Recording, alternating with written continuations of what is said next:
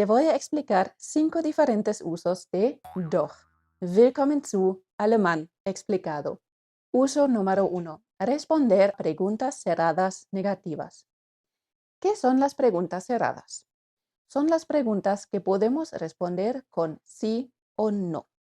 Y cuando se trata de una pregunta cerrada positiva, en alemán funciona igual como en español. Respondemos ja o nein.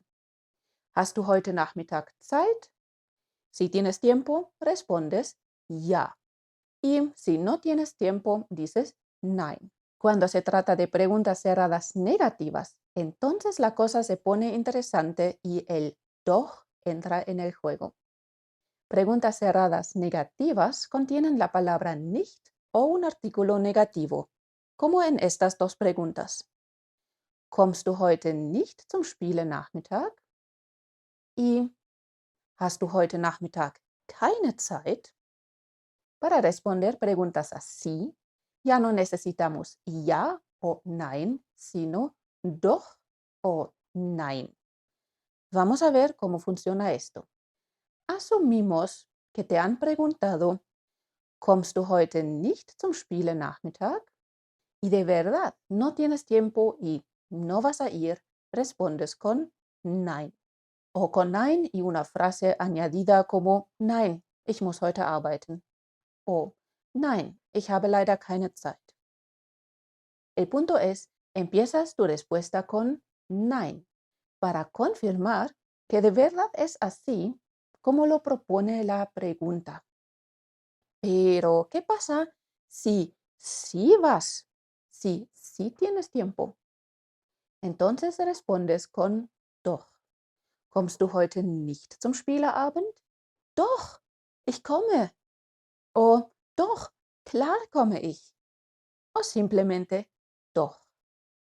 Y esto es la función de doch. Negar una negación. Vamos a verlo con la segunda pregunta. ¿Hast du heute Nachmittag keine Zeit? Si es cierto y de verdad no tienes tiempo, respondes nein. Pero si sí tienes tiempo, si esa asunción que está metida en esa pregunta que no vas a tener tiempo no es correcta, entonces tu respuesta es doch. Ich habe Zeit.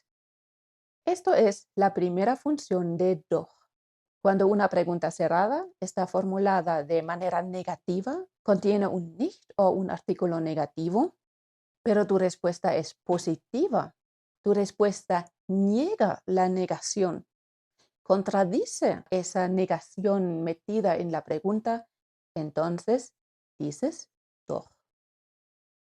Uso número 2. Contradecir afirmaciones negativas. Doch también podemos usar cuando ni siquiera hubo una pregunta, simplemente una afirmación negativa que contiene un nicht o un artículo negativo y tú quieres contradecir esta afirmación. Por ejemplo, alguien ha dicho, das ist keine gute Idee, pero a ti te parece una idea maravillosa o al menos una idea buena. Dices, doch, das ist eine super Idee. Es más usual añadir ahí una frase adicional, pero el punto aquí es, empiezas con doch para contradecir esta negación. O un colega te dice, Frau Meier hat sich nicht mehr gemeldet. Y te acuerdas, llamó esta mañana, pero olvidé mencionarlo. Dices, doch, sie hat heute Morgen angerufen.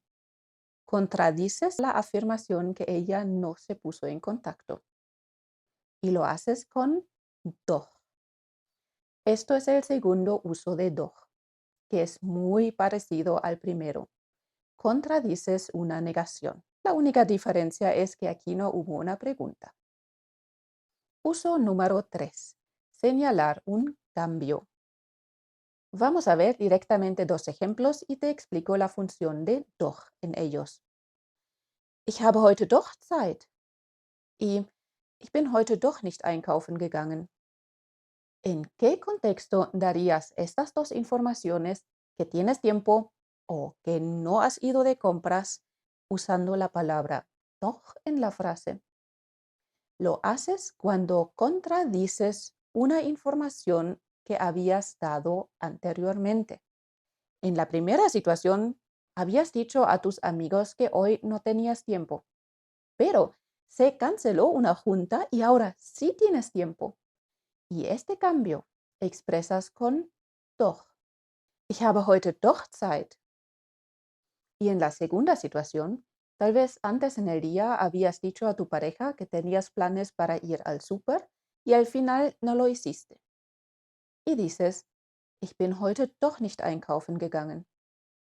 Y así señalas que hubo un cambio o una diferencia entre los planes originales y lo que al final se hizo realidad.